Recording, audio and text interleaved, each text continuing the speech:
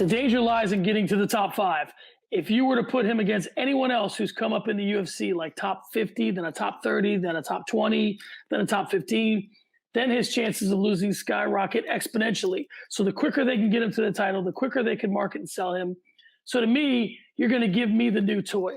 I'm going to break the new toy real quick. They invested a whole lot of money to get this guy out of his contract and get him over to the UFC, and they're going to throw him in with me, who's like a bad stylistic matchup, and I'm going to break the toy in 5 minutes. I can't say I feel sorry for them. And with that, welcome to Early Stoppage, a show where the news of the day is usually given just enough time, but sometimes not enough. If this is your first time stopping by, we thank you. And get ready for something you won't find anywhere else. I'm John Franklin. I'm joined by the God, father of Fight Night Picks, Craig Allen. Craig, how are you? John, let's pump this show up. I'm excited. I've had too much time away. I have to be excited. I mean, New Year's Eve, a lot of fun. Spent at home with my wife, and that was it because we're responsible.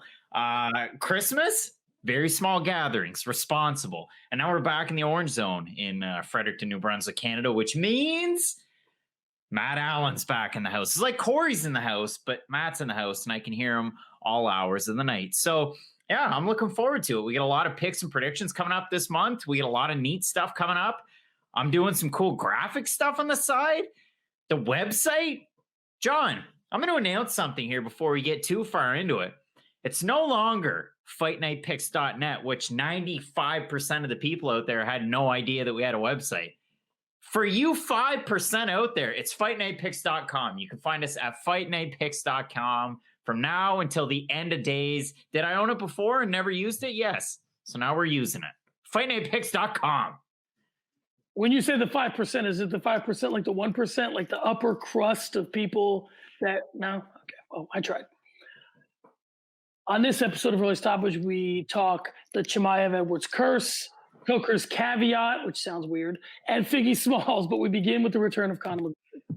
Right, Conor McGregor is returning to the cage on January 23rd to fight Dustin Poirier in a lightweight main event, and despite what the UFC may have leaked, it is not, I repeat, not for the lightweight title. Khabib doesn't get it. Coach Kavanaugh doesn't get it. I don't get it. Craig, do you get it? No. And I don't want to spoil something that we have coming later on in the show, but in terms of pay-per-view buys, Conor without a title still sells. So I don't think that they're really worried about that. And apparently, again, I'm sure we'll talk about it, but as far as internet piracy is concerned, I'm sure they're still going to get their money's worth out of this one. So I don't really think that they need a title, but as far as storylines are concerned, you've got Michael Chandler, Dan Hooker. You've got Poirier taking on McGregor in the rematch. Their first fight wasn't for a title. Is it necessary that the second one is? Well, based on where they are in their careers at this point, yeah, I think it really is. So it's just weird to me that they're not incorporating a title into this one, and I don't really get the logic behind it. Well, we have enough names on this. It's a culmination of 3 fights in a week. What more do you want? I want a title. Give me a belt. Let me see something at the end of the night. Why not? Well, you know, in the world of the UFC, in a lot of different sports, the dominoes have to fall, right? And the way the dominoes fall depends on how you set things up. So I guess if you're Dana White, you're looking at it this way. Does Dustin Poirier as lightweight champion bring Khabib out? Probably not. He's beat him already. Does Conor McGregor as lightweight champion bring Khabib out? Probably not. He's beat him already. Does Khabib as lightweight champion, potentially fighting George St. Pierre, who now can go for the 155-pound belt and be the first, depending on if you ask Henry Cejudo or not, triple champ? Yeah, I think that would bring Khabib out more so than Conor or Dustin. So the only way that happens, the only way you lure GSP back, could you lure him back with the promise of beating Khabib, this guy who no one's ever beaten and is like this guy that no one can figure out and is an all-timer? Sure. Does the lightweight belt help? Sure. Now you could also make the argument the lightweight belt hurts because if GSP doesn't feel like he can make 55, now it's a wash anyway. So I think that, I think that they want to keep that belt on Khabib because it gives them more options. It gives them they can now say, well, you're the champ and this is the number one contender, as opposed to he's the champ and you're the number one contender. I doubt that if Khabib ever fights Conor again, he's going to want to walk out first. And I mean, maybe one day soon, we can get something out of a Matt Allen dream where we get salon quality Poirier taking on salon quality GSP. Who knows? I don't know. But John, it's 2021 and Bellator set to return in February. But Scott Coker's sights are already set on the 195th ranked Tapology welterweight, Dylan Dennis. And listen, he wants to get him back in the ring, and it's been about a year and a half. Dylan Dennis wants to fight with Jake Paul. And there's a sense that it's probably going to happen in boxing and maybe even in MMA. Now, for Coker, he wasn't so harsh on the fact that both fights needed to happen, and he gladly promote a fight between Dylan Dennis and Jake Paul in boxing. I mean, it's huge shine on Bellator. But do you ever see the YouTubers, the Jake Pauls, the KSIs, the Aneeson Gibbs, and so on and so forth, ever pushing for more YouTube, crossover into MMA? Well, we had this conversation before, and so we'll revisit it now, which is, I don't want to say MMA is tougher than boxing. I don't want to say every MMA fighter can beat every boxer. But again, there's a ground component to it that makes most people think that if a boxer or another type of fighter came into MMA, they'd be in real trouble. So I will say this. I do think that, when they say you don't play boxing, I'm not trying to dispel that. I agree, you do not play boxing. But even more so don't play MMA in the sense that you can go into boxing, and much like Conor McGregor did, without a boxing background, be carried, or however you want to look at that fight, and last. You can stay on your feet for a certain number of rounds. When you are not an MMA fighter and you step into MMA, you get dealt with quickly, even by guys on a low level, just as CM Punk. Okay, you get dealt with quickly. And so for me, I think that we're probably not going to see the crossovers in MMA. I think Coker's kind of smart to make Jake Paul agree to both to get the fight. He's never going to agree to it, but at least you tried. And I mean, John, how does this all relate to the conversation vis-a-vis, checkers versus chess? I know that's a real hot button issue for you and the community at large. You've been in the comments, Craig. Yes, it is.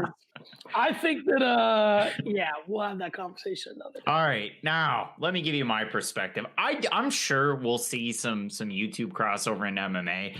It's kind of a weird spot because with MMA going into 2021, the conversation's more centered around how big can really the UFC get at this point. I mean, you're going to start to have shows on ABC. I know it's kind of a shame that some of these cards are going to be starting a little bit earlier. Shame for some people. It's great for some other people in different places in the world. But as far as ABC is concerned, that's a huge spotlight and a lot of eyeballs on the sport. So I'm sure if you can get more and more, media attention, if we can start surpassing, again, the NASCARs, the NHL, MLS, once you're really starting to push on some of those numbers, maybe then there's a chance that a YouTuber says, you know what, I'm going to jump ship. Boxing's a little bit saturated with some of these, I'd say fighters, but personalities. Maybe I'll try my hand at MMA. And maybe there is a promoter out there that would say, hey, you want a one-off amateur fight? Let's go ahead and do it. We've seen a lot of the pro fights and a lot of the freak fights go on before. You had the gal over there in Russia that beat the 400-pound guy. Now she's conveniently signed with Bellator. We've had Orion Starr have a fight with Bellator. And, you can find her work over on Twitter. I think she's changed her stage name, but I'll let that be. So as far as the YouTubers are concerned, I could see it, but probably more on an amateur circuit, less a pro circuit. All right, let's move on. Quick inside baseball. If you're seeing me like kind of chewing, or I'm not like hooked on meth or anything like that. I'm a guy that listens to Spotify, listens to our show on Spotify.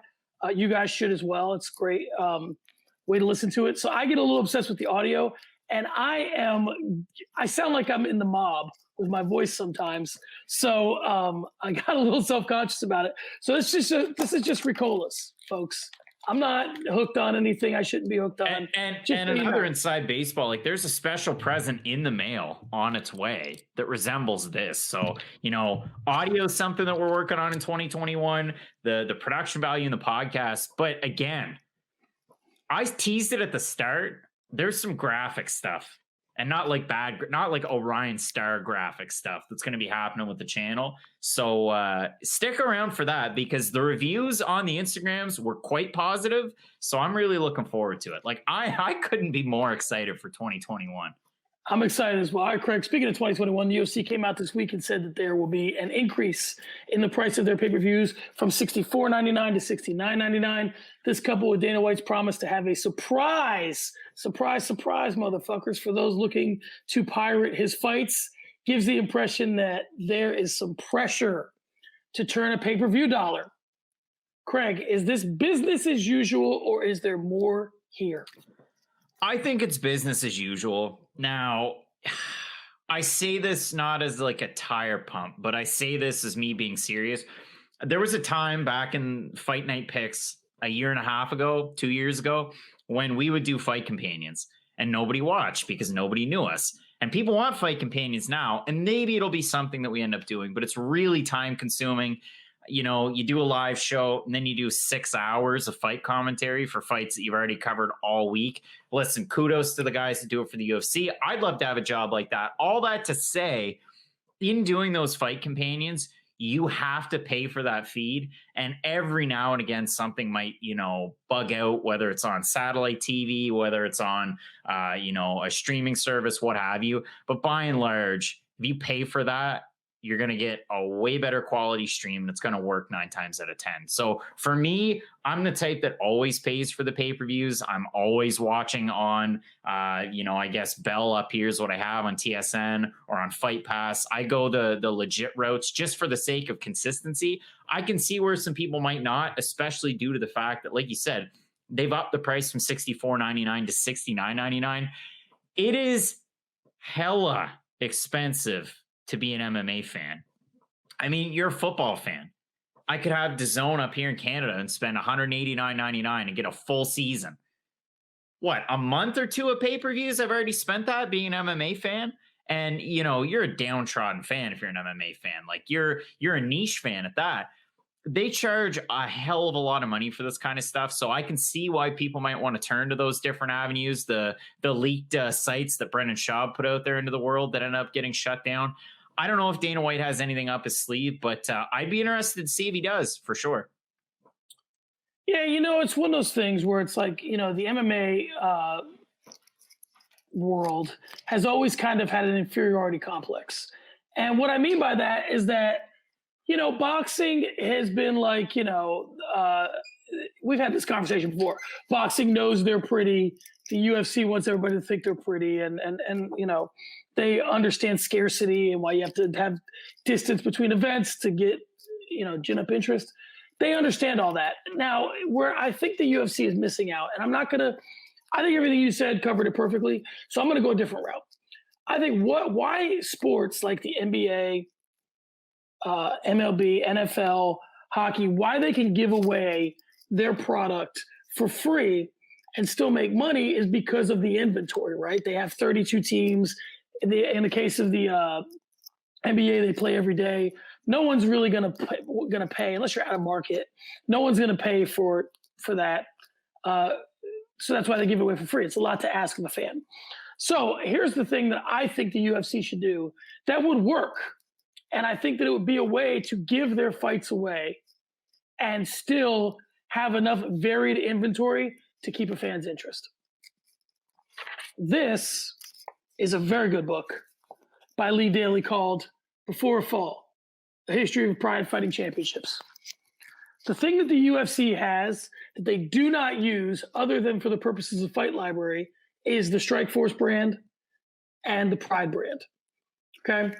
If you resurrected those promotions, just in name only, and you did something like a Raw, SmackDown sort of a thing where there were some fighters on Strikeforce, but here's the secret. You cannot make it be levels. You can't make it be like the better fighters are in the UFC than are in Strikeforce. And I think that's what's holding back something like this. That's why Dana took away the Strikeforce. I know I came out of nowhere with this, but here's the thing. I just think that if you did that, then your pay-per-views could be the different promotions fighting on the same pay-per-view, which would generate more. So every 3 months, you let UFC, Strikeforce, and Pride do their thing for 3 months. And then in March, June, well, actually July, because of International Fight Week, October and December, you do a pay-per-view with all 3 promotions on the pay-per-view. I know I just gave you a lot to unpack. It could not have been what you were expecting, but that's my thought. I think that you could give it away for free if you did that, and every one of those pay-per-views will probably do 2 million buys. Yeah, and I mean, I think you've been sitting there, sucking on those Ricolas all day, just thinking about this one, reading books that nobody's ever heard of. Jeez, people read in 2020? No, I'm just joking. I read in 2020 and 2021. And John, I'm going to move on from that one because that's a weird bucket of muscles. But the biggest lightweight bout on UFC 257, not including Conor McGregor and Dustin Poirier, was just announced as a former Bellator 55 champ, Michael Chandler, will make his UFC debut against Red Panty Night hopeful Dan Hooker. And Dan Hooker has said that he wants that residual Red Panty Night. So I don't know exactly what that means. But John, hindsight being what it is in 2020, should Michael Chandler have taken a fight in the UFC in the year 2020, particularly the rumored fight that was Tony Ferguson, if that was an option? Or is this fight with Dan Hooker on a card headlined by Conor McGregor the perfect opportunity for a guy that's already long in his career? He's already had more than 20 pro fights, and he's already 34 years old. We've had this conversation before in different fashions, I guess, which is to say, does it make more sense? I think we actually had this conversation about Chandler. Does it make more sense to start at the top of the food chain because there's more, you lose less? If he goes up there and gets taken out by Hooker, then it's like, well, Hooker's a championship caliber fighter. Chandler came over. If he goes and loses to Tony Ferguson, now in your scenario, Ferguson would not have fought the last fight. He would have only fought Gaethje, I'm guessing. So it would have been a little bit different. But now knowing what we know about Tony Ferguson, having lost his last 2 fights, if he fights him and then loses, then it's like, all right, this guy's Bellator. Bellator was overvalued, and why are we wasting our time with him? So I think that if you start him at the top of the food chain, and we talked about this in terms of losing space, more to gain than lose. So if he beats Hooker, now he's in line for a title shot. If he loses to Hooker, he falls to 6th at worst.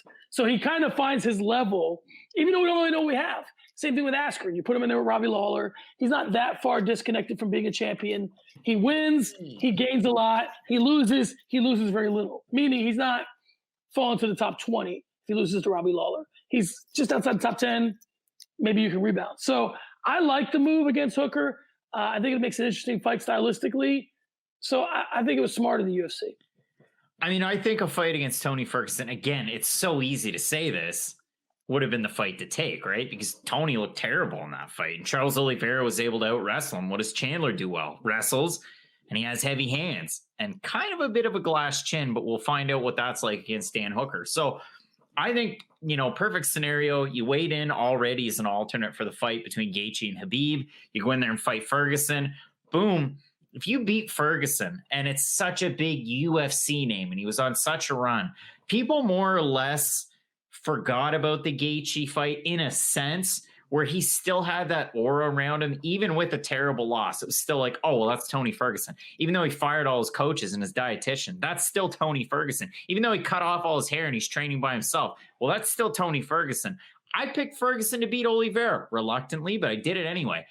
So I look at that as being a better alternative to fighting a young game Dan Hooker. Shouts to our 2020 Fight Night Picks Gym of the Year, City Kickboxing, represent. But that's a way tougher fight for Michael Chandler. And I get it. Shoot for the moon. If you miss, you'll land or fall amongst stars, whatever that stupid poster is in every single classroom. Michael Chandler's got to shoot a shot. Dan Hooker is, again, another great name, but the easier path would have been Ferguson here. But it is good that at least when you fight Hooker, win or lose, eyeballs are going to be on you. Now, if he loses, then it's definitely going to be, oh, well, he's just that Bellator guy. And people might not really care after that because you're going to get such a casual audience with the McGregor pay-per-view.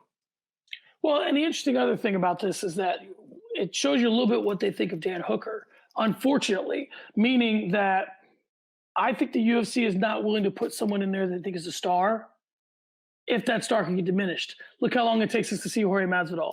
Look how long it takes us to see Chimaev is just taking every fight. But, they're very careful with these guys who they think could be stars. Connor, Masvidal, all the, I think that this tells me they don't think Hooker has star potential. Now, Izzy, they have no choice. They have to book Izzy and they have to book Chimaev because they just go out there and they say, I'm fighting Paulo Costa, make it happen. And they start to build, the push, right? We talk about the push and the mandate from Chael. They start to build the push from the fans. The mandate from the fans by their social media presence. A kid like Hooker, man, if he was going to be a star, he'd be a star by now. I think it's just because of that beating against Barboza. And then he comes out and wins again, but he lost. He fought Paul Felder. You look at the fight there, and Dan Hooker fights Paul Felder coming off the Barboza fight, and it was a knock him out, drag him out type of fight. And you could have made an argument at the time for either guy to get the win, right? That's kind of the crux of the issue. But the fact of the matter is he got beat so bad by Edson Barboza. If you're the UFC, how do you really heavily push Dan Hooker? Best buddies of Israel Adesanya, but it's tricky. So the Chandler fights, it's a great one for him too. And like he's kind of alluded to, if Dan Hooker gets the win there, he seems to think like he's primed for the next shot at McGregor. I think he's probably what? Is he Prince Harry in line to the throne? He's pretty damn far away.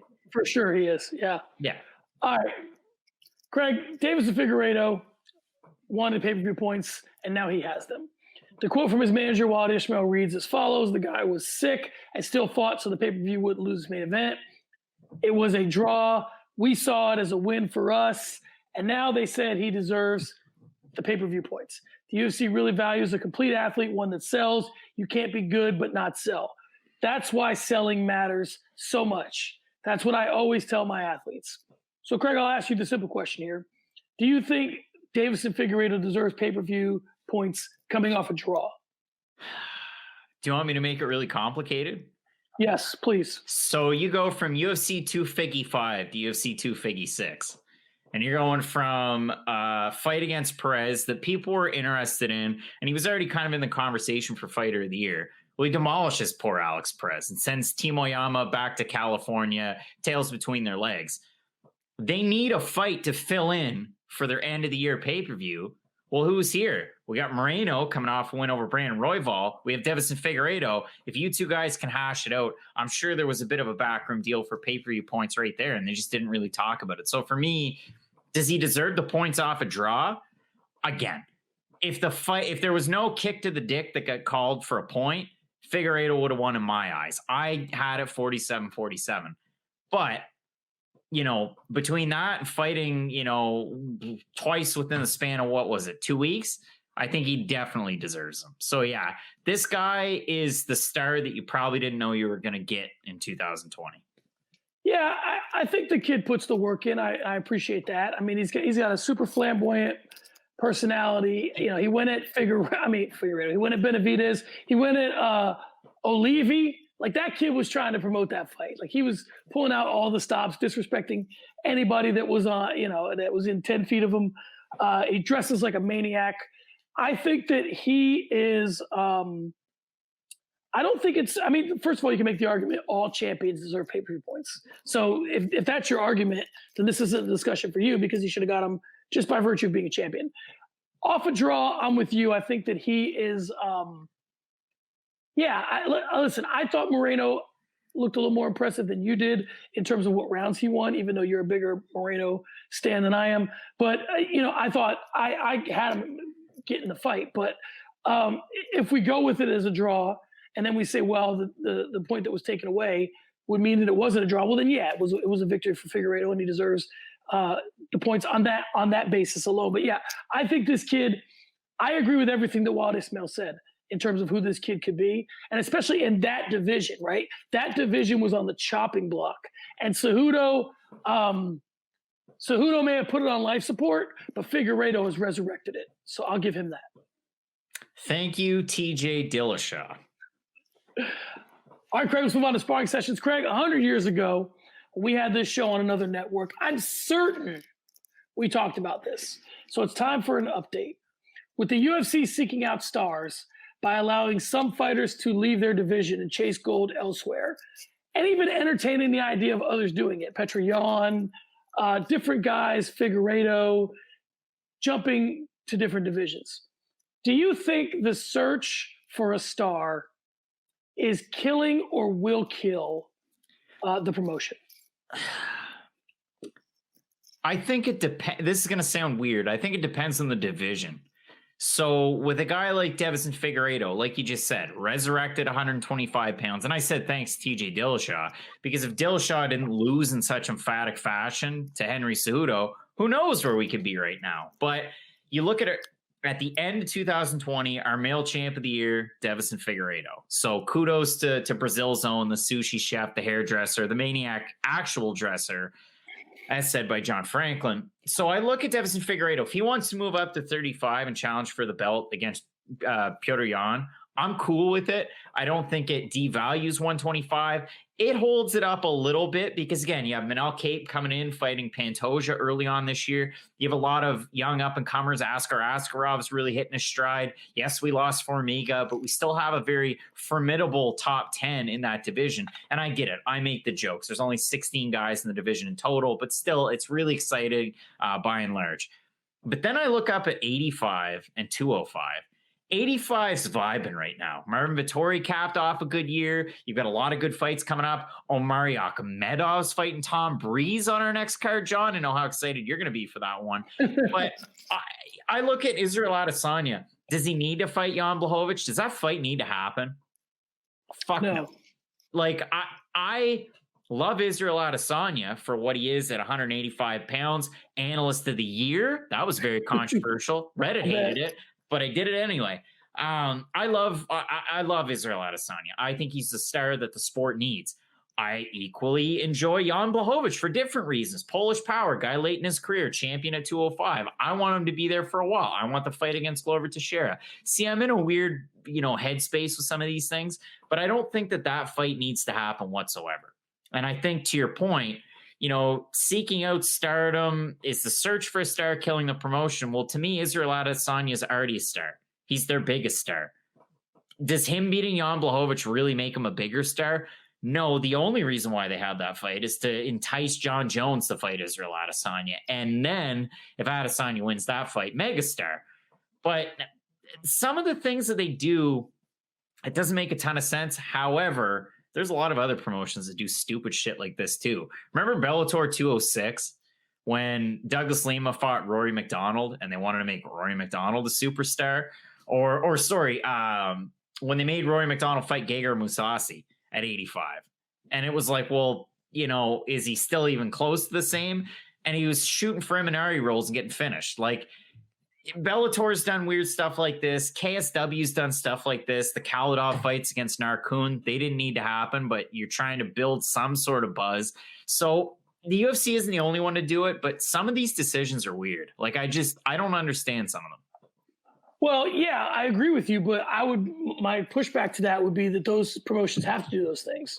And the UFC maybe doesn't have to do those things. They're where stars go. As like saying, if the NFL is letting a fan on the field to hold the extra point, it's like, you don't need to do that to get fans' attention. The reason why they shoot half-court shots in college and not in the NBA, well, they probably do in the NBA as well. But, so my point is that I guess what my concern here is, and listen, saying that the UFC, the promotion's being killed after the year they just had is a little bit difficult. Now, for a little bit, they were the only game in town. Now, so you got to factor that in. But I just think that, they have – my biggest issue is how they don't let these things happen organically, right? So Chuck and Tito and Randy and Vitor, all these things happened organically. GSP happened organically. All these guys stayed in their division and they just went through, and then, the chips fell where they may. What about BJ Penn? Well, yeah, no, I'm saying exactly. All these guys had their time in their divisions and went on to become stars by being able to market themselves. I think that this is a little bit of a hangover, honestly, from Demetrius Johnson, which is a star who couldn't, or a amazing fighter who somehow they couldn't figure out how to promote or couldn't figure out how to promote himself. And they were like, we never want to see this happen again. So if we see a guy who has a belt and he's kind of like not taking the world by storm, then we got to let him do something. We got to find some gimmick. We got to let him fight a guy that wins the Ultimate Fighter, or we got to let him switch divisions. Or listen, I'm sure there's a part of the UFC that wished at some point they let DJ go up to bantamweight and take on Cruz, or, you know, do that rematch when it was there. Now, honestly, I'm sure the stars didn't align with Cruz injuries or whatever, but I'm sure they regret not letting him jump to another division. So I don't know. For me, I don't think it's killing the sport. I just think that, you know, when you keep guys like Masvidal and Conor and Nate, now a little bit, this is on them as well, on the shelf, because you don't want to diminish their star by putting him in there with the wrong guy, that's a problem. 100%. So if we kind of parlay this into the next segment, and we're talking over-unders, and listen, you know, you want a little bit of inside baseball. There's a friend of the show that used to host a show that we were on sometimes on another network way back in the past. It just did a big show like this where he bought and sold. But we've over-undered for a long time, John. So it's not like we're taking anything from one of those big networks. So if we're talking over-unders for 2021, what a year could be. I mean, hey, PFL is going to be back. Bellator is back in February. UFC, KSW, one championship. And we got a little bit of flack on the Twitterverse here this past week in people saying that we don't cover one championship enough. They're back this year. They're going to have events, and I'm getting excited about it. And, John, that's why our first question is about the UFC. And, John, when we look at total number of pay-per-view buys, do you think that we will have at least, and I'm going to set the over-under at 1.5, pay-per-views that sell more than 1 million pay-per-view buys? And as an aside, or as a little bit of a, you know, an additive, last year in 2020, we actually had 2 of them. These don't happen all the time, but UFC 251 between Masvidal and Usman was 1.3 million. And UFC 246, no title on the line, McGregor Cerrone was 1.35. So setting the over at 1.5, do you think we're going to have more or less pay-per-views that sell over 1 million buys? A tough one. So let's see who we got. So if we're saying that everything that we thought was going to happen in 2020, we can now push to 2021, Conor McGregor said he wants a busier schedule. So just based on that, it's an over. Okay, so the question becomes, who else can deliver me over 1.5 million buys? Well, St. Pierre and Khabib could. I don't think we're going to see that fight. Could Colby versus Masvidal? Well, it depends. Are they the headliner? And if not, who's that? Like, how many? If we're thinking that these main events have to have champions in them, how many champions could deliver that with help from Colby and Masvidal? So maybe if you do Kamaru Usman Burns with Colby Masvidal as the co-main event, and you dangle that rematch, that would do over 1.5 million buys. So I'm going to take the over. The trouble there with that one, yeah, actually, no. The trouble with that one is the fact that you have one near the end of January, and then the second week of February is when Burns and Usman's already scheduled. So when we're talking pay-per-view buys are $69.99, and Dana White's going to be out there peeking through your webcam trying to see if you're watching, you know, his streams. It's pretty difficult for people to want to fork that cash out, you know, 2-3 weeks apart. So I'm going to tentatively say under. I say maybe they get one. Maybe this Poirier McGregor one is the one. But there's never a guarantee that McGregor fights twice in a year. And as far as star power is concerned, I mean, you know, Amanda Nunes is going to fight Megan Anderson. Does that sell? No, it doesn't. And then you look at the other divisions. I have a tough time trying to see that one. So I'm going to take the under. We'll disagree there. So real quick, Adesanya Blachowicz, over under 1.5 million. Under, big time. Wow. Yeah.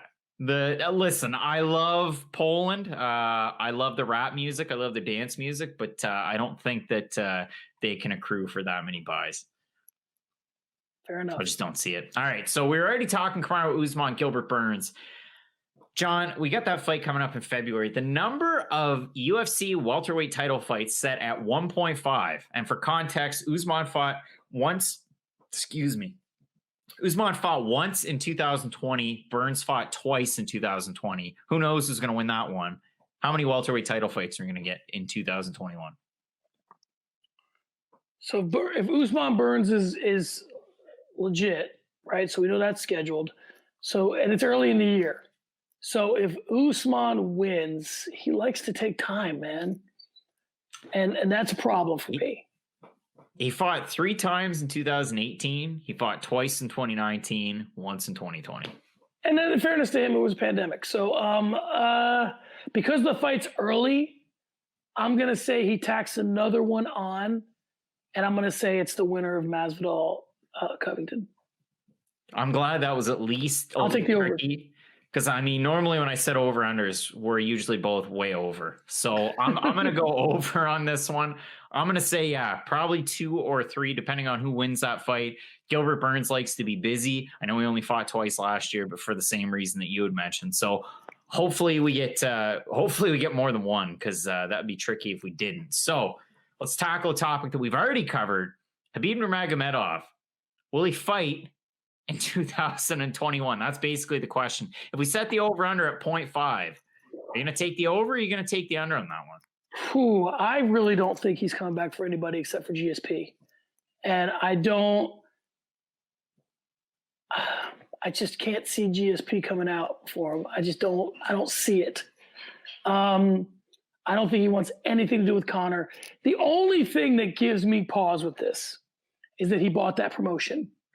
And what Dana could do to help that promotion, if Khabib comes back, might get him in the cage. So I'm going to take the under, but that would be the one thing that would give me pause. What could help them other than the fact that they're on Fight Pass, though? Maybe the promotion being featured on Contender Series. Maybe Khabib's fighters going on Tough from that promotion. Yeah. Stuff like that. I'll take the under on that one. Again, salon quality, silver hair, George St. Pierre. I just don't see that happening this year. And that's a tricky one in and of itself, because if it's not this year, then when is it? But I'll take the under on that one. I don't see Khabib coming back in 2020. So our next question, this one's a tricky one. UFC titles changing hands set at 2.5. Are you going to take the over on that one, or are you going to take the under?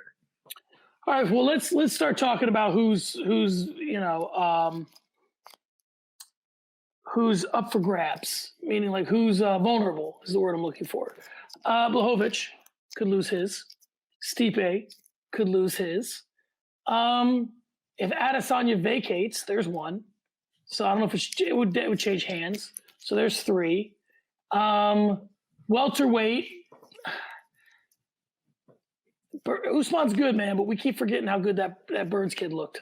So that one's kind of up for grabs. Lightweight, if it's vacated, could change hands, right? 45, I like Volkanovski, but Ortega looks sharp. I think Ortega's a better matchup, a worse matchup for Volkanovski than Holloway is. Wow. 35, I like Jan keeping it, but Sterling's good. And 25, Figueiredo is the guy I feel the best about keeping his belt. I'm going to go over. I see a lot of vulnerable titles there. I'm going to go over, and I'll give you a couple of things that I've seen on the Underground Whisper Network, and then I'll go with the ones that I really think are going to change hands. I've seen a lot of people saying Yan Xiaonan is going to beat Zhang Weili, and I don't think it's crazy. I don't think it's going to happen. I don't see any of those women's titles changing hands. I think Nunes is probably still going to be double champ, marketed as such. Zhang Weili is probably going to still be the champ. Valentina's not going anywhere unless she moves up. Stipe, that's the one where I see it changing hands. Then I look down. Jan Blachowicz, if he fights Adesanya, I think Jan's probably got a pretty good shot in that fight. So we'll have to see what happens there. I'll say Jan keeps his title. I'll go hipster there.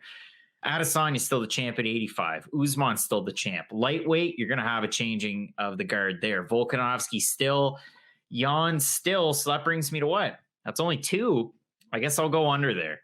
I'll go under. Even though I could definitely see the over, I will go with the under. So let's move on to our next question, John. Listen, we don't talk about one championship enough, so here's the question. And I've asked this one before because they signed a deal with Turner Sports, and then did anything come of it? Are people watching one championship on Turner in the States, John?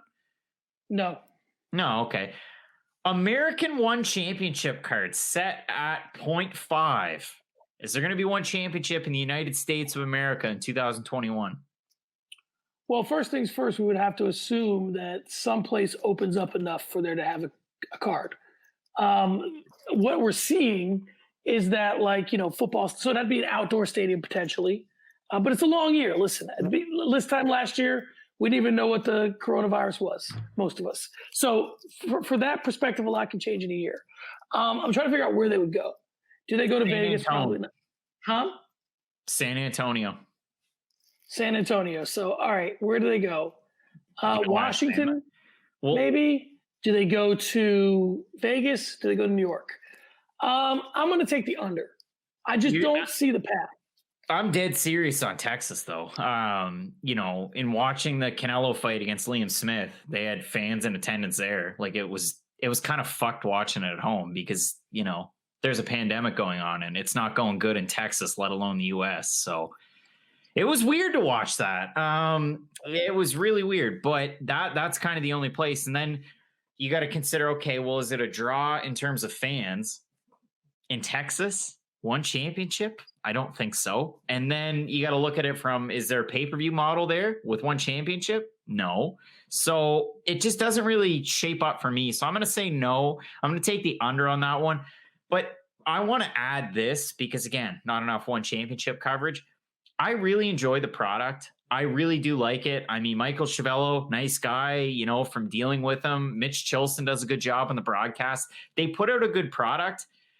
The back end of the business is a little, wishy-washy, but I do like the events for sure. I wish they would make that kind of plunge into the U.S. market and either sink or swim with it because by all accounts, the numbers are great overseas. So let's see what happens. John, let's move into another tricky one. So we're talking one championship to the States. The Ultimate Fighting Championship in 2021. In terms of host countries or even host cities, if I set the over-under at 2.5, we've seen them in Abu Dhabi at Fight Island. We've seen them in Vegas. Do you see them going anywhere else in 2021? I'm trying to figure out where they could go. What's going to open up? I mean, Florida's always got a chance of opening up. I could see them there. Other countries potentially could open up. So for me, I'm going to take the over here just because, when the limits can be pushed, Dana White will push them. So when something immediately is even vaguely available, Dana will try and get into that scenario. So I'm taking the over. I'll take the over too. And the one thing that's weird about this one, I watched a lot of Super League rugby over the past calendar year, which I never did before. Played it a little bit in university, oddly enough. Why didn't they have fighters quarantining for 2 weeks in New Zealand and then putting on soccer stadium shows? I'll never know. But I'll take the over there. Let's get into a weird one, John. Surprise UFC returns. Let's set it at 1.5. In 2020, we had the returns of Daniel Pineda after years away, Dustin Jacoby after years away, and I'll throw in the Vanilla Gorilla for kicks, even though he got popped by USADA after his fight. So if we set it at 1.5, you see some odd fighters finally making their way back to the UFC that probably otherwise we wouldn't have seen. Well, if both the Diaz brothers and GSP fight, then we hit the over. So that they would all be surprises. I'm trying to think of who would surprise me. Cormier fighting again would obviously be a surprise. And obviously I'm thinking much more like a high-end fighter or like as a casual would than those three guys that you just mentioned. I'm gonna take the over only because there's got to be some guys that are looming out there that I'm not aware of that fit this bill that we're looking at here. I think that the Contender Series and also Tough need gimmicks. A gimmick would be bringing back old fighters and putting them either in Contender Series or Tough. So I'll take the over. I looked at it as, Pineda went regional scene, PFL, UFC. Dustin Jacoby went Glory. Then he ended up on Contender Series, UFC. Chase Sherman did, Island Fights, and then UFC. maybe you have somebody, you know, out of obscurity, like Thomas Almeida was gone for a really long time, and then he just came back and fought. There were a lot of fighters like that. So yeah, I'll go over too, but that's always a fun conversation. I mean, let us know in the comments if you made it this far, who you think could make a surprise return to the UFC. Now, talking super fights. We already covered the fact that, you know, maybe the pay-per-view numbers are going to be absolutely insane for this year. If we cap the number of super fights at 2.5, do you think we're going to have more or less than 2.5, 2 or 3 or 4 or 5 super fights in 2011 or 21? I don't even know what the year is anymore. Well, let me ask you this. Is Adesanya versus Blachowicz a super fight? No. Is Stipe Miocic versus John Jones a super fight? Yes. That's one. So the others would require division changes, right? So Figueiredo Jan. Is that a super fight? Super fight to me. Now, I listen. More than Adesanya Blachowicz, you got some balls on you, boy. Because Adesanya, or because Blachowicz is an old guy, and he's not a big name. They're both champs. I get it. I think that Adesanya Blachowicz is a super fight. I think that Jones Miocic is a super fight. I'll throw one more in there. If we get lucky, some kid from 35 fights at 45, some kid from 55 fights at... the trouble here is that they'd have to be both champs or like ridiculous names. So I'll take the over just because I'm counting those two. Would you consider a super fight if Khamzat Chimaev fights in the first quarter of 2021 and wins, and I don't care who it's against, and then he fights for the belt? Is that a super fight? No. I think that's a super fight. All right. High profile. That's a lowercase super fight, not an uppercase super fight. High profile division changes. If we set it at 3.5, and I mean, fighters to me like this would be who? What? Anthony Pettis, maybe, when he was flip-flop between 55, 70, like Donald Cerrone. If we set it at 3.5, do you see fighters doing the old flip-flop? Yeah, I think so. I mean, I think there's a lot of guys out there. So here's some high-profile division changes. Weidman to 205, Reyes to heavyweight. I'm not saying that's even been rumored. I'm just saying that would be a high-profile division change. Anybody at 55? There's got to be a guy at 55. Jake Collier back to 85? No, I don't think so. 3.5's a lot. Typically, it seems like we get 2 of these a year. I'm going to take the under. I'll take the under too. I mean, it seems like a lot of 55ers and welterweights have kind of figured it out as of late, and Pettis is with PFL now, so who knows? But the last one's unnecessary. Just so we're clear, you already covered it.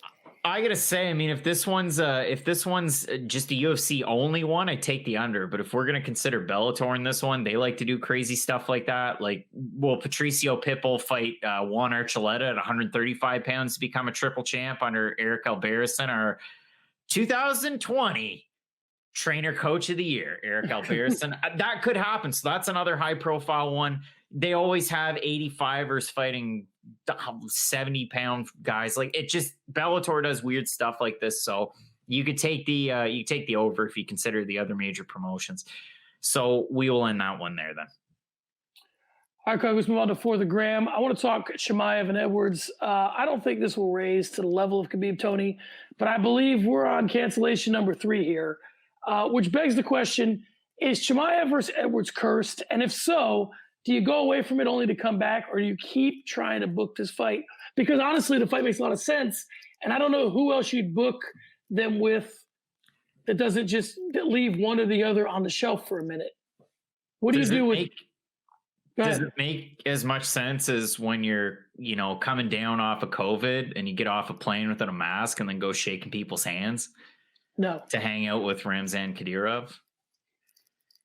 I'm like, listen, you can call me names in the comments. I don't really care. But that was really stupid. Like, if you're 100% committed to having this fucking fight, don't be a donkey and do stuff like that. Like, just recover so we can have this fight. Don't do stupid stuff like that. So that message will never find Khamzat Chimaev. And quite frankly, I hope it doesn't. But like, just stop. If you want this fight to happen, if you want that number 1 booking against Leon Edwards, and frankly, if he wins that fight, I don't think it's far-fetched to think that he would get a title shot. Like, this guy is the biggest star that we've seen since who?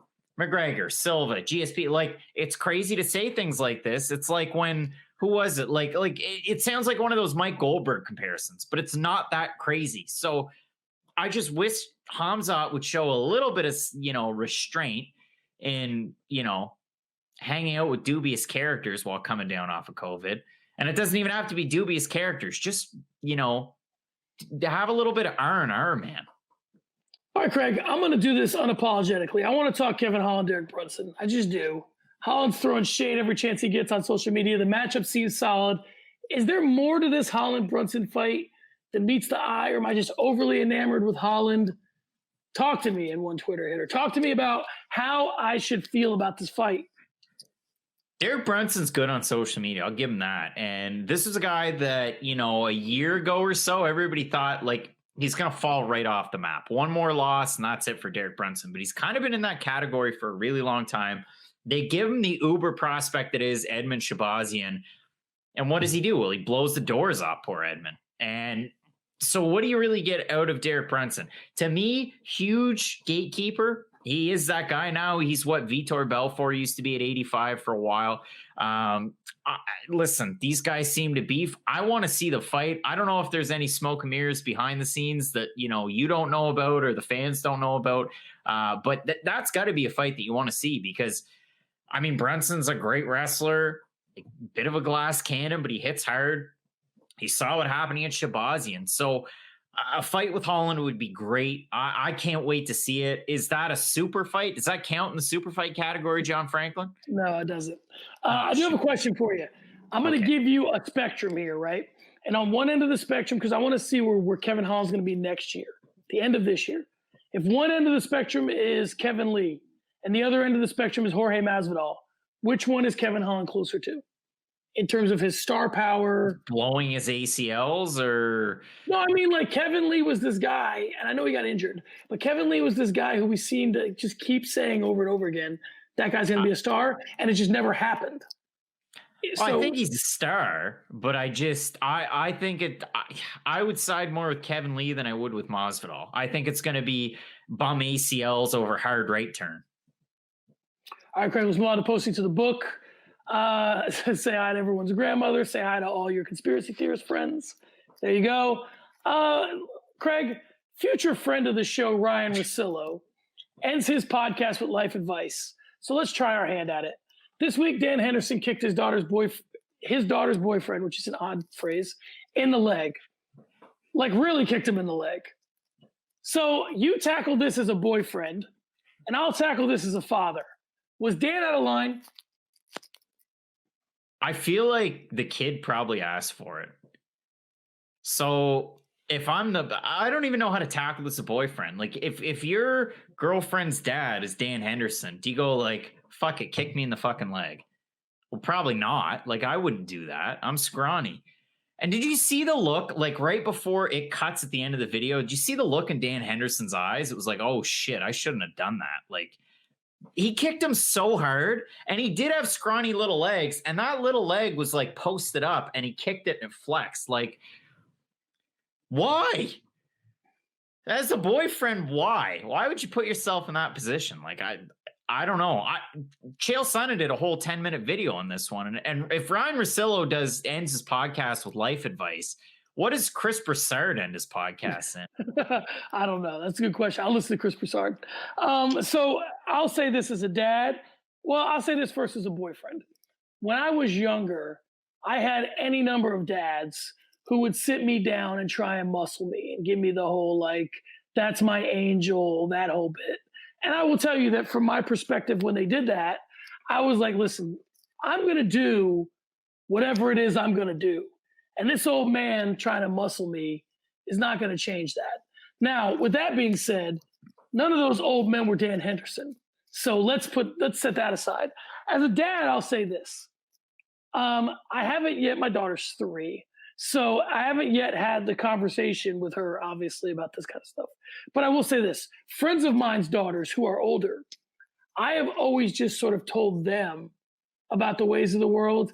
And if I was around their boyfriends or whatever, I would just say, listen, She's a smart girl. So if you're not a smart guy, you'll probably get tossed aside. And I thought that was probably as effective a thing as you could say to a guy. So I'm probably going to do the same thing with my daughter. I'm going to say, hey, this is what guys are capable of. Either you want to be on the receiving end of that or you don't. So if you don't, smarten up and get guys that do that kind of stuff out of your life. As far as Dan Henderson doing this, I'm sure it was the kid's idea, and I'm sure that he wanted to show Dan Henderson he was tough. And I don't know if he did that or not. So we'll see. That is left to be desired. You're on the losing end of a 10-minute Chael Sonnen video now. There you go. So let's real quick to Flurry. Anything we missed? Anything on your mind? You know what? I did a little bit of a deep dive over on our MMA. I mean, you covered a lot of what they had. Beneil Dariush took home the UFC Honors Fan Choice Comeback of the Year. Our comeback of the year was Brian Ortega, so I guess that leaves him in the dust. Gaethje's probably going to fight Charles Oliveira. That one by friend of the show, Nolan King. Dana White says Stipe Ngannou is probably going to happen in April. From Fansided's Amy Kaplan. What else? The UFC forgot to remove. Did you see that the UFC? This is a big one. This is the biggest one on Reddit in the last day. The fact that the UFC forgot to remove those little notes on UFC Unfiltered about Anthony Pettis. That's a little tricky. I mean, just to get into it briefly, why? Like, just leave the guy there. Like, what's the difference? Because I get it, but like, I don't. He's a scorched earth kind of guy, man. When you're out, you're out. Ask Brian Campbell about that, I guess. All right, Craig, let's move on to start the conversation. This week, MMA Junkie, and we're not singling them out, but they did come under some criticism about the Paige Van Zandt, Austin Vanderford stuff. And they did a piece about how their naked social media pics came to pass, and people were very critical of this. Now, in fairness, there are some people who are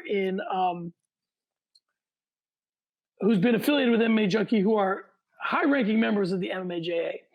So I guess my question here is not where does this fall journalistically, but because obviously it's not journalism at all. But I guess the question is it time to stop holding MMA sites to a journalistic standard?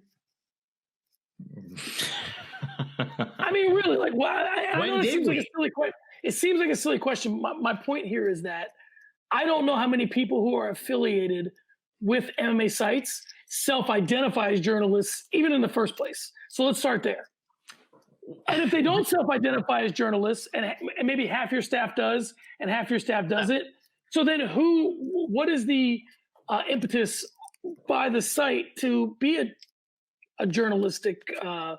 Should MMA Junkie even be a journalistic endeavor? Not necessarily, and there's a couple of reasons why.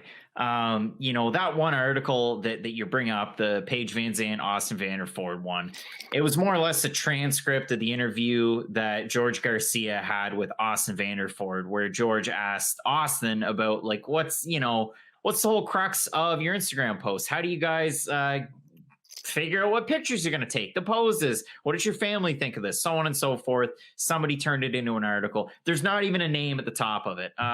If you go to the article, I think I still have it. It's by Blue Corner and MMA Junkie Radio. So nobody wanted to put their name on that one.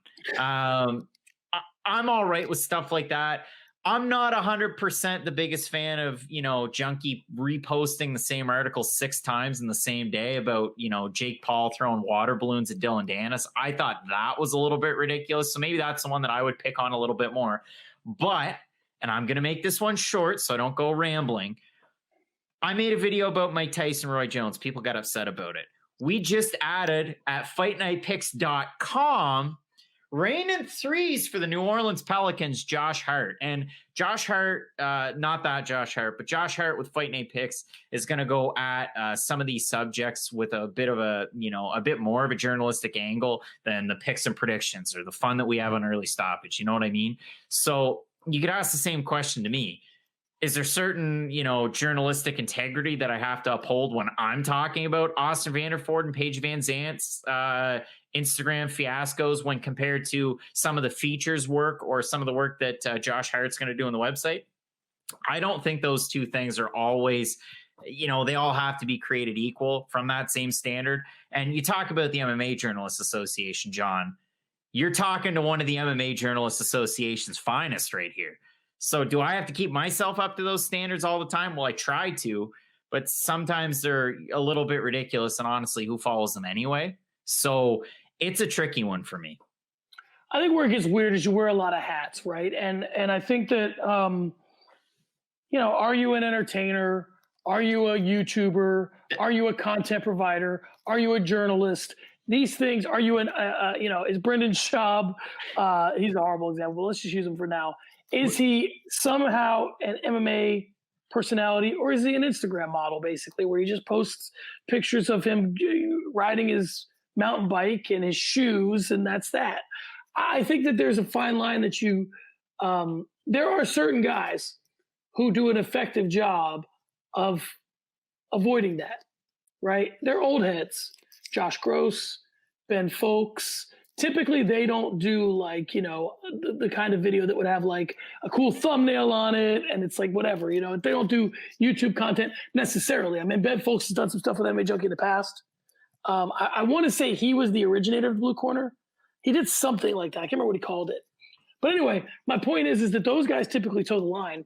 And I think that depending on how you're representing yourself, I think that if you're going to put something, my line that I draw is, if I'm going to put something in print, I bear the brunt and the responsibility of it being journalistically sound. If I'm doing something like this, what's the medium? If the medium is YouTube, then I'm a YouTuber for all intents and purposes. If the medium's print, then I need to uphold that. I wouldn't write like I talk. I would make sure that it was edited and all that. And you talk about different media members and, love them or hate them. I really gained a lot of insight on this particular one from Luke Thomas, because when I first started Fight Night Picks, it was like, I want to argue, but I also want it to be from a journalistic perspective. And I'm going to cover these fights, but I'm going to be like the third eye in the sky, and it's going to be right down the line. But it's not that easy. It really isn't. You try and take all bias out of everything. You do, but it's difficult. So you're right. Whenever I'm writing, which is, not very often anymore, but whenever I do, I try and take it from that angle, the journalistic approach. But Luke Thomas, for what he said on his shows before, is, I don't consider myself a journalist. And these are his words. And, I'm paraphrasing as well. So take it with a grain of salt.